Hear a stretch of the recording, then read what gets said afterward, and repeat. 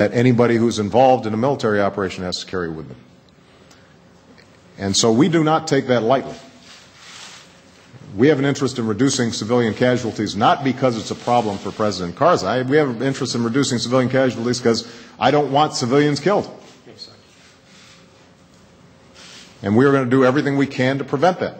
Now, war is tough and difficult, and mistakes are going to be made, and our troops put themselves at risk oftentimes in order to reduce civilian casualties. They will take a chance often in a field of battle where they're trying to deal with uncertain information and they're not sure whether that's an attack coming or not, or which house these shots are being fired from.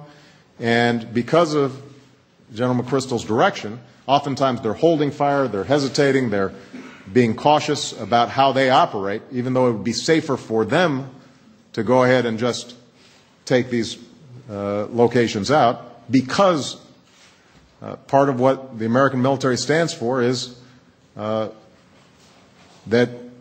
we distinguish between civilians and combatants, something, by the way, that our enemies do not do. And that puts us more at risk, and it makes it more difficult. But that's a burden that we're willing to bear. But I want everybody to be clear, especially the Afghan people. I take no pleasure in hearing a report that a civilian has been killed. That's not why I ran for president.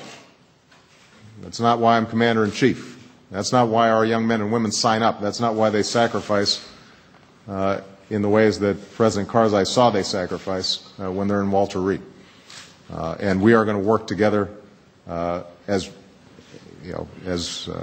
assiduously as we can to make sure that those civilian casualties are reduced, even as we try to accomplish a mission, and even as we are reminding ourselves constantly that the overwhelming majority of civilian casualties in Afghanistan are as a consequence of terrorist acts by the Taliban. President Karzai.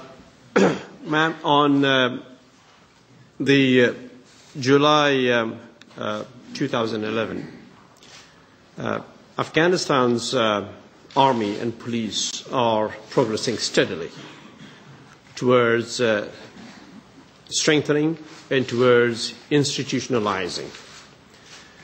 We plan to be conducting,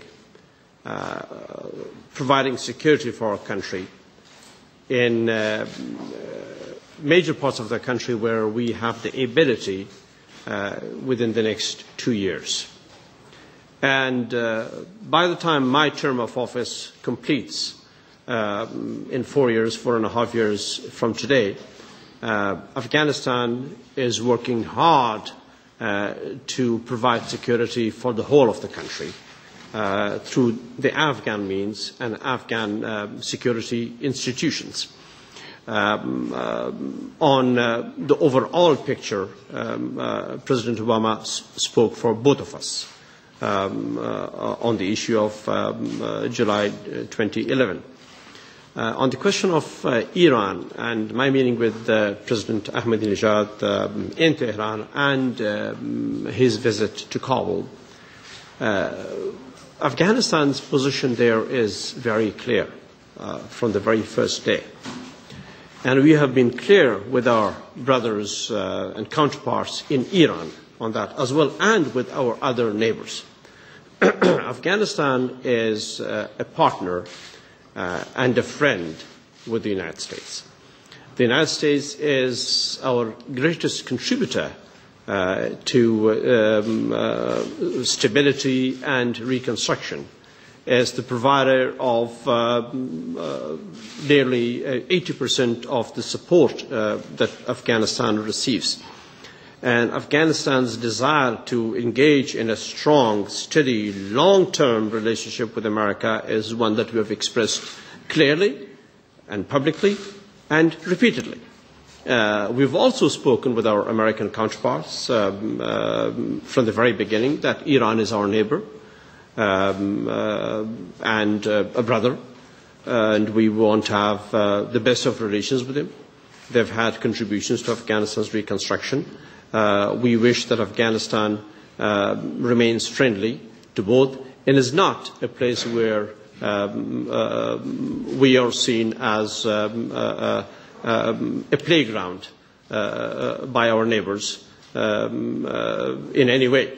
So the United States has been very clear and supportive and understanding of Afghan position, and this has been reflected in the discussions between us and in the declaration, the joint communique.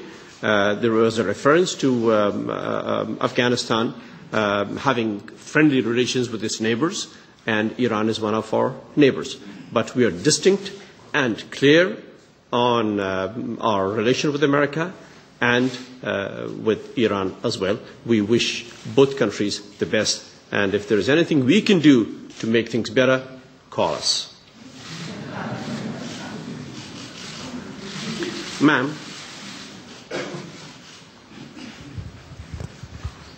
Lina Ruzbe, Afghanistan Service, Voice of America.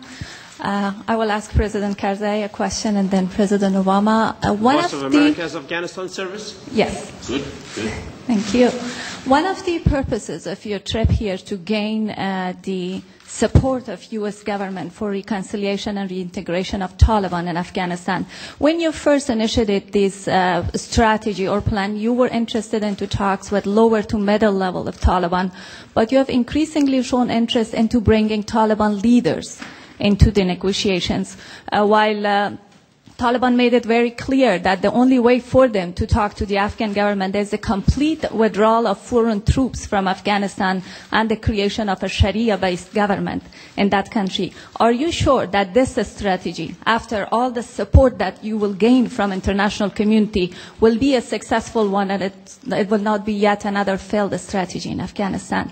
And my question for President Obama would be that Secretary Clinton yesterday mentioned in a gathering that U.S. support this initiative only if the Taliban put their weapons down, respect the Afghan constitution, and cut all ties with Al-Qaeda. And we all know that Taliban and Al-Qaeda are pretty much fighting for the ideology, not material gains. And it's very hard to differentiate between the two in Pakistan and Afghanistan since they are fighting as a united force in those countries. Do you think it's a doable strategy for Afghanistan? Thank you. Ma'am, exactly the last part of your question is my answer.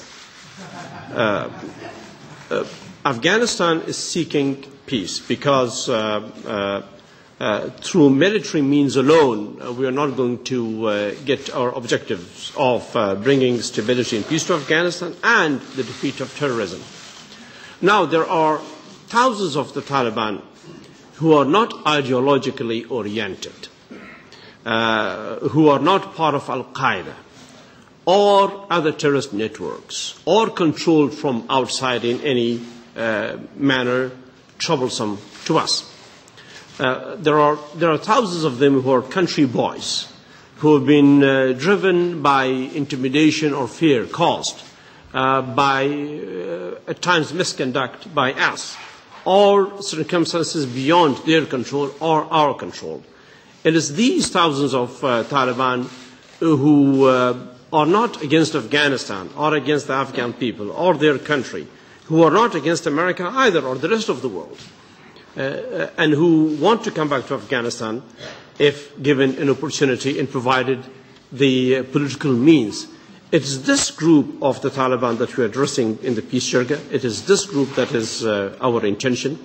Those within the Taliban leadership structure who again are not part of Al-Qaeda or the terrorist networks or ideologically against Afghanistan's progress and rights and constitution, democracy, the place of women in the Afghan society, the progress that they've made, and are willing to march ahead with the rest of their people in their country towards a better future for Afghanistan, are welcome. And the jirga, the peace consultative jirga, is intended for consulting the Afghan people, taking their advice on how and through which means and which speed should the Afghan government proceed in the quest for peace.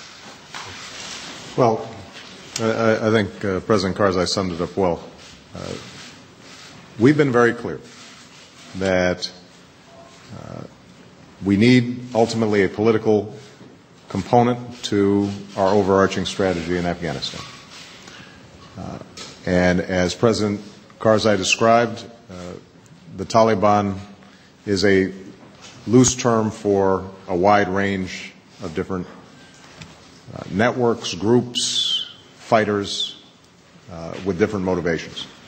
What we've said is that so long as there's a respect for the Afghan Constitution, rule of law, human rights, so long as they are willing to renounce violence and ties to al-Qaeda and other extremist networks, that President Karzai should be able to work